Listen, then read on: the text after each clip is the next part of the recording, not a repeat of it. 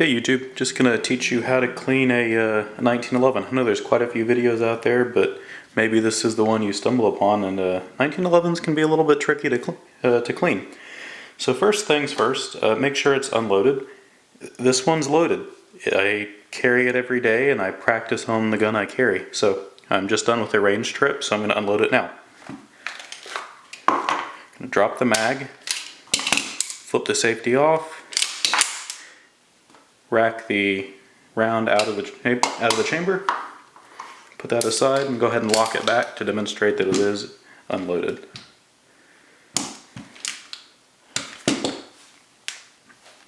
Alright, and now that the 1911's been made safe, we can go ahead and begin the field strip. And field stripping a 1911, it kind of depends on what model 1911 you have, specifically what length the guide rod is. If it was a full guide rod, you'd see a piece sticking out right here. But I'll go ahead and demonstrate that method because that method will work for about 99.9% of 1911s. So we'll go ahead and close the slide. We can leave the hammer down, safety off, because it's going to be coming apart shortly. And there's two notches. There's a slide stop notch here, and there's a takedown notch, which is a little bit more difficult to see, but it's right here. Let me see if I can point to it. It's this little takedown notch there. So we're going to go ahead and line up the slide release with that takedown notch, and you just have to hold it back under spring tension. So I'm going to get a good grip on it, and I'm going to line it up just like that. And using this part in the back, I'm going to just push that out when it's lined up. So I'm going to push that out. I'm just going to pull it all the way out. And it's still under spring tension, so I'm going to let the slide go forward very slowly, and it'll stop naturally about right here. And before you do anything else, it's very important to note that there's still a spring right in here. So when you actually take this apart, make sure to have your hand cupped underneath it. So I'm just going to go ahead and pull this off with my hand cupped underneath it, and we're going to capture that guide rod. Otherwise you might have a projectile. Go ahead and take that out. We can take all the pieces apart here. So those pieces just kind of come out. And the other piece that is a little bit tricky to get out if you've never done this before is the barrel. And the barrel, again, the vast majority is held in by this little bushing here. Now once the spring tension's out, this bushing should just turn, and we can turn it and pull it right on out. Sorry, I gotta pull that plug out first.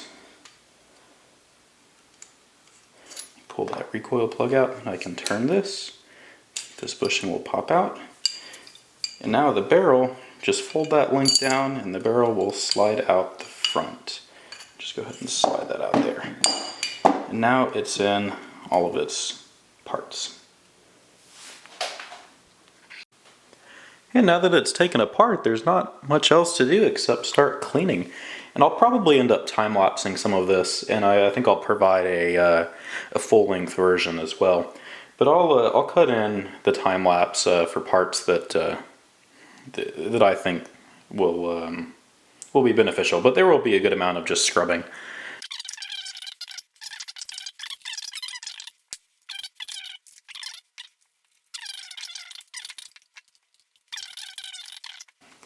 And I'll just do the same for basically all the parts. The barrel is the part that's going to get the dirtiest. So I'm going to make sure that I spray that down pretty good, and I like to spray some inside of there as well, because that's where most of the lead is going to be built up.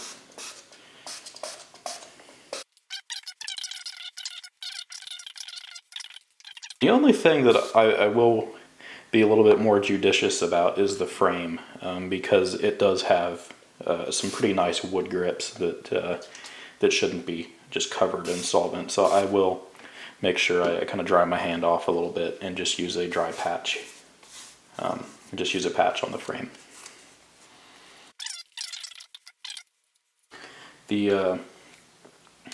The feed ramp, let me try to get that in the frame here. The feed ramp, this part here, it will actually have a lot of lead built up on it, and you can see just how much crap came off on that patch. So that's the part I do make sure I clean pretty good.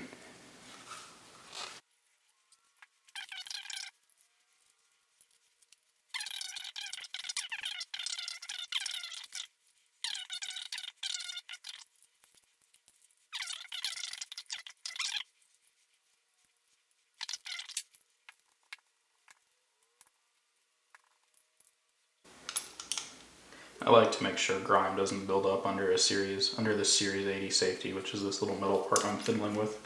So I'll put a patch under it and clean it off, but it's not critical.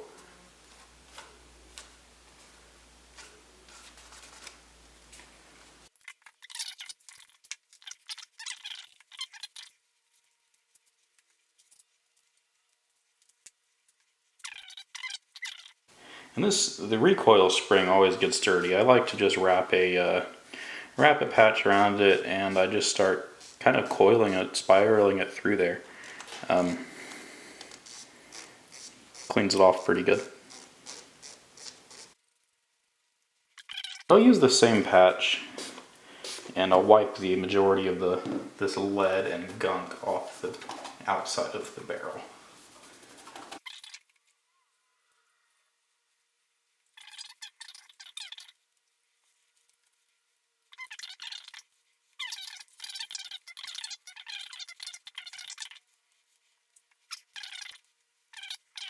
Alright, I'll grab another patch and work on the slide.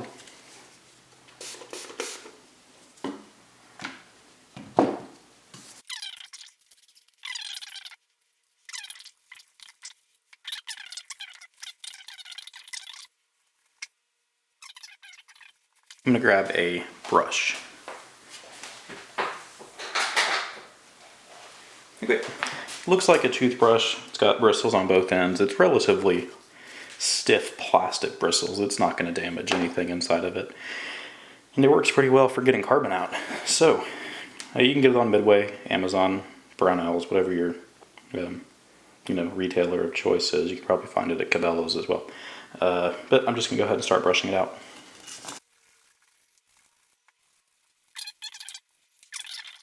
Alright, and the other tough part to clean, let me see if I can get it at the right angle, is the breech face, which is this piece right here that the actual cartridge lines up onto when you shoot it. So this entire surface there is the breech face. That one almost takes a stiffer brush, and I have a brass bristle brush which I use to clean with on occasion, but I'm going to see how this one works.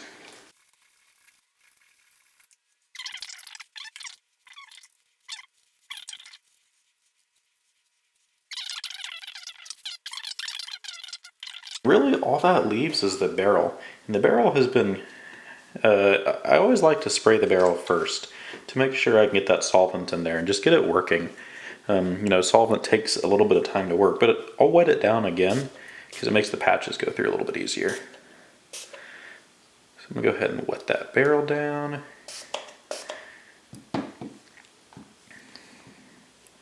Just corkscrew that around to get the solvent going through it.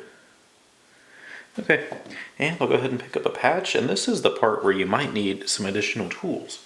So I have a set of tools here. This is called a jag set, and this is just a brush set. Basically a jag, and I'll grab the one for the 45, which is the biggest one. It's just a piece of metal that is, I think it's nickel plated brass, but it won't damage the barrel. But it's just a piece of metal to help push a patch on through. So you put a patch onto it and you push it on through. So I'm going to go ahead and get the cleaning rod, screw the jag onto the end of it like this, and I'll get a patch and push it on through.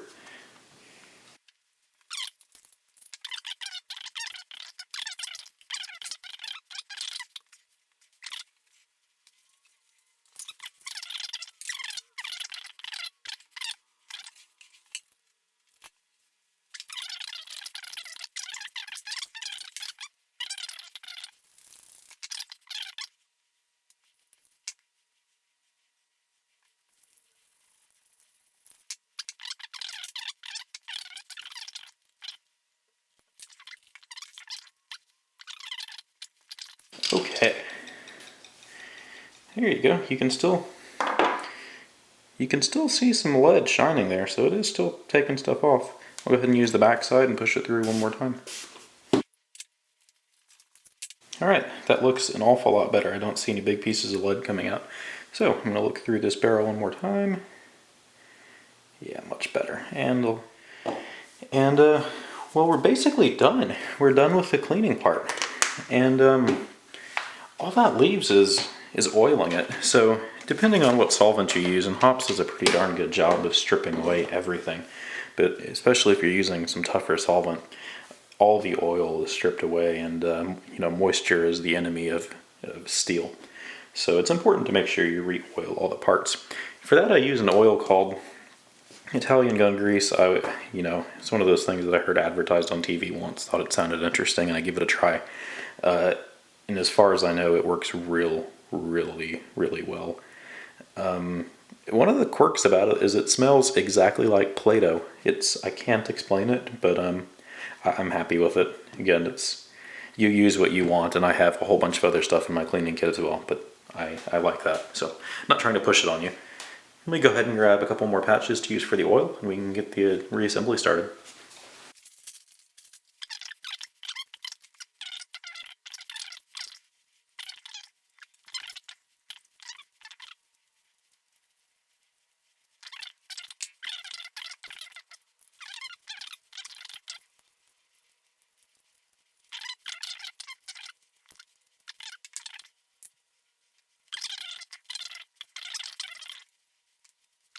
Actually, I missed a quick step. So I mentioned that there's some pieces that I use some spray oil for, and this is a Remington rim oil. One of those pieces is just inside the action on. So inside here where all the pieces move, just going to give it a quick spray. I'm going to actuate the safety a couple of times.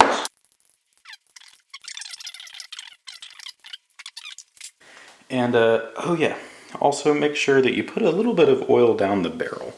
So I'm going to cut a patch again, and it's a good thing I left that jag out. But I'm going to cut another patch.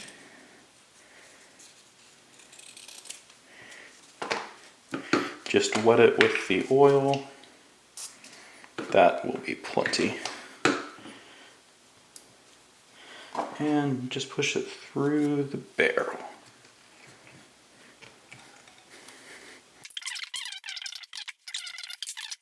Alright, so now everything's oiled, and we'll just begin the reassembly process. And it differs a little bit depending on what length guide rod you have. So if your guide rod is not as long as your barrel, it's a standard guide rod. If your guide rod is about 3/4 as long as your barrel, it's a full-length guide rod. And the process differs just a little bit because it might come in two pieces. It might be difficult to actually get in the slide when your barrel's in there. But I'm gonna go ahead and demonstrate the reassembly process for a standard guide rod. So first things first, we'll put our barrel back in the slide. Just fold this barrel lug down. Let me clean out any gunk in there, and it just drops on in. All right, next part will be the barrel bushing. I just usually like to put it in. I'll go ahead and turn it so it falls. Whoops! I'll turn it so it falls in, and I'll turn it 90 degrees the other way. Next, I like to get some grease. This is Wilson Combat grease. And I put just a little bit of grease on the leading edge of the frame rails, on the parts that are actually higher, because that's where it actually engages in the slide.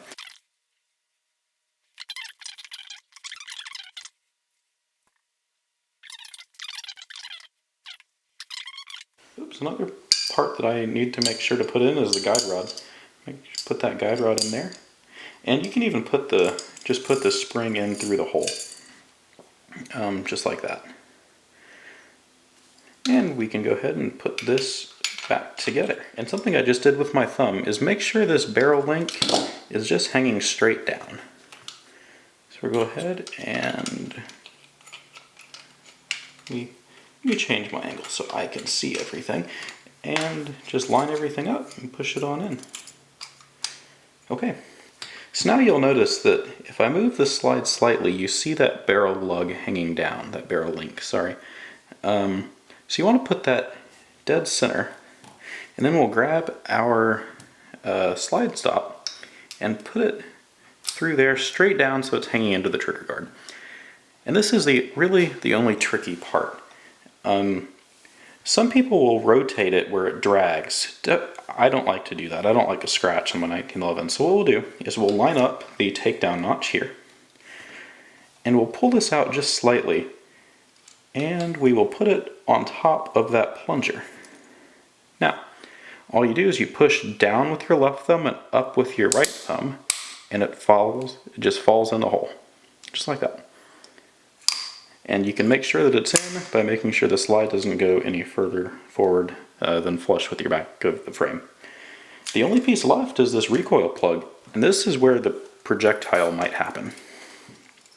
So be very careful, but just push that plug in and make sure to hold it and rotate that lug down.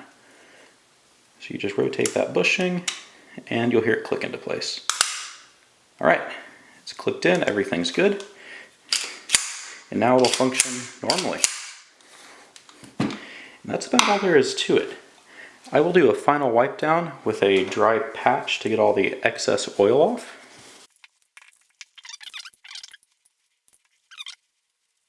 Okay, the final thing I always do after I take it apart is I function check all the safeties. So all I'm going to do is I'm doubly sure it's clear. Let me see if I can get that in frame. So there's absolutely nothing in that chamber. So I'm very, very sure it's clear. I'm going to put the thumb safety on, hold down the grip safety, squeeze the trigger, nothing happens. That safety works. Next safety I'm going to make sure works is just the grip safety. Put the thumb safety off, squeeze the trigger without pressing this. Safety works. The last thing I'm going to do is I'm going to actually dry fire it and keep my finger on the trigger, so keep it pulled back, and I'm going to go ahead and rack the slide again. And the thing I'm making sure of is that the hammer stays back when I rack the slide. I'm going to let it up slowly. You hear it click, and that's it actually resetting, and the gun functions properly. And that's it.